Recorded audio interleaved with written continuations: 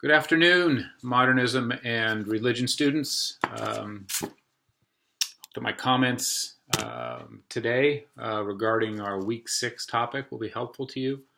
Um, this week's um, this week's topic is about ritual and practice, and how those are ways for us to understand art.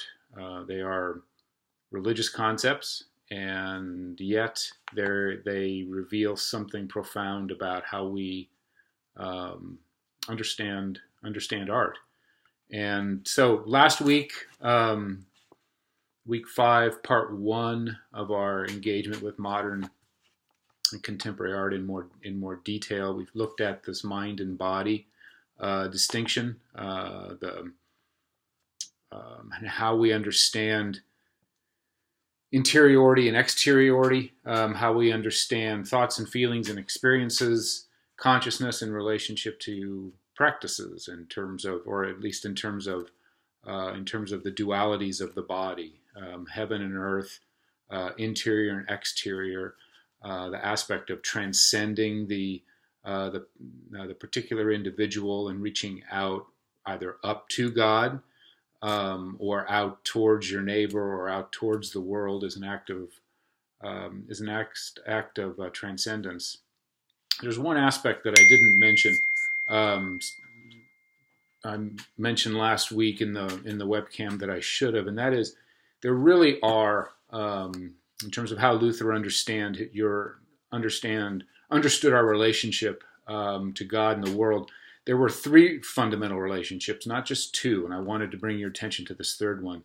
The first is our relationship to God. It's that vertical relationship, is who we are in relationship to God or the Creator, or an entity that judges us, to someone or something to which we must give an account. So some aspect, deity.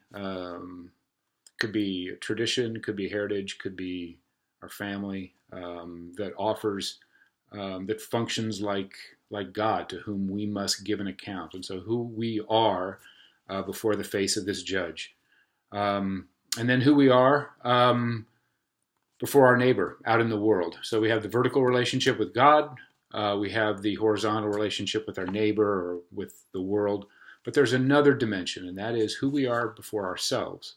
And for Luther, there is an inner and an outer human being. There's an aspect of complexity in terms of who we are as a self is in conflict and in tension. And so for Luther, what religion does, what Christianity does, is to resolve those relationships, resolves them first and foremost before God. That straightens us who we are, straightens out who we are in terms of who we are to ourselves. Who am I? And then that frees us and liberates us to be able to love our neighbor, to do the work that we have to do in the world, frees us out towards the world. And so for Luther, that resolution of that relationship.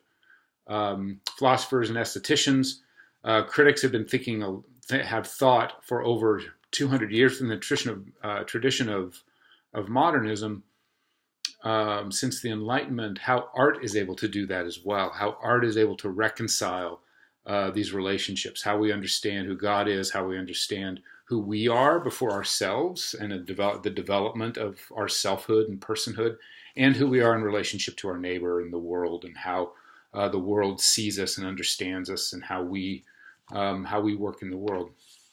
But how we understand those dualisms of I and you, between I and thou, before I and God, the mind and the body, the body and the spirit, body and soul, heaven and earth, those kinds of dualities and dualisms. What we're looking at this week are practices, our actions, our gestures, that are ways to mediate that, to reconcile the mind and the body, heaven and earth, and to transcend somehow, or to reconcile, or to bring together, embody this this duality of experience, that we are not just biological organisms, but that somehow and in some way we are consciousness, mind, soul, experience in some way that isn't merely organic or biological, and so that there is some aspect of us that swims in different waters. C.S. Lewis called human beings amphibious creatures, land and the sea, the aspect of the physical and the immaterial, or the physical and the spiritual, seem to define what it means to be, to encapsulate all the complexities of what it means to be a human being. So this week what we're looking at is art as a way of mediating those relationships. And in some ways, art operates, as religion does, as a liturgy, as a ritual, as practices that can mediate these relationships and offer connections and transitions, and help us to understand in the daily practices of life and the very banal gestures. You can think about them in terms of Christian religious rites, baptism, communion, confession, even preaching, this aspect of words, the aspect of blessings, the aspect of drinking wine or eating bread, or allowing yourself to be dunked in water.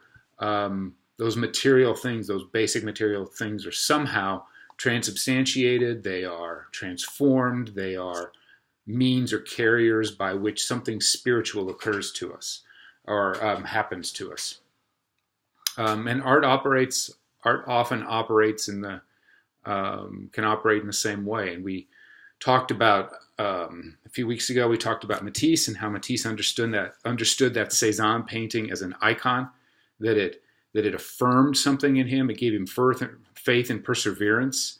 That little painting served as a sacrament in some way, and a physical mediation of something that's spiritual. I want to read to you a passage from Cormac McCarthy's novel, The Road. And it gives, I think, a great indication of what we're looking at this week. And I want you to be thinking about it. It will help. I think it will help us as we go through the readings, and you're reflecting on this week. The boy sat tottering. The man watched him, that he not topple into the flames.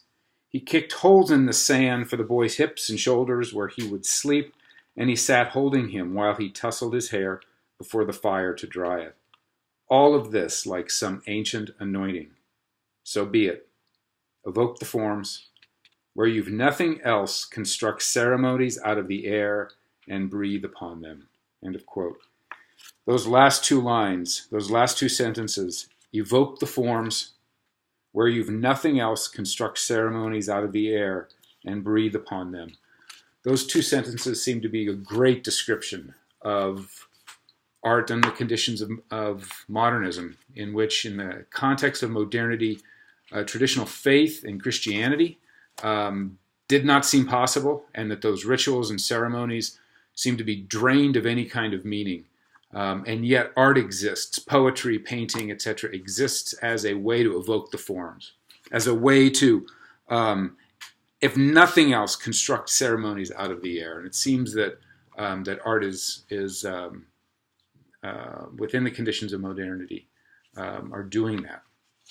So what I want to talk a little bit more about today is how art operates as a practice, a liturgy and a ritual. And there's certainly something sacramental about poetry, about painting, that these banal materials are somehow transformed.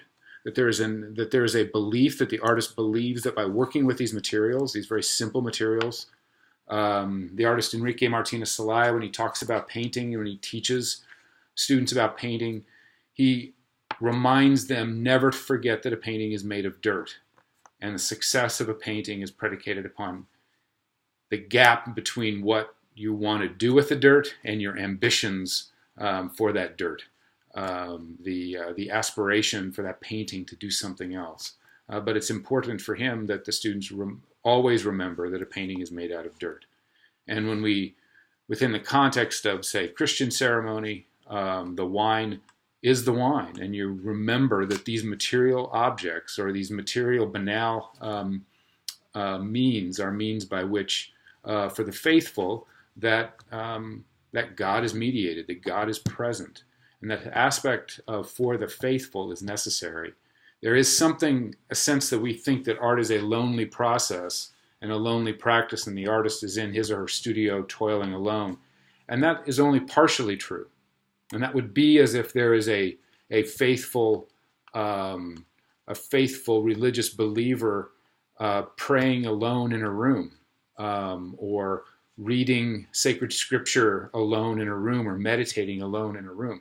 The presumption, however, is doing that, she is connecting to a larger community, and it's that community that she's drawing on and is part of her faith practice, that is the context or framework for her faith practice. And it's not so different for an artist who is working in his or her studio to be working alone, but thinking about and experiencing a sense of connection. And it's what Matisse understood. Matisse understood somehow and in some way that Cézanne was with him when he was painting.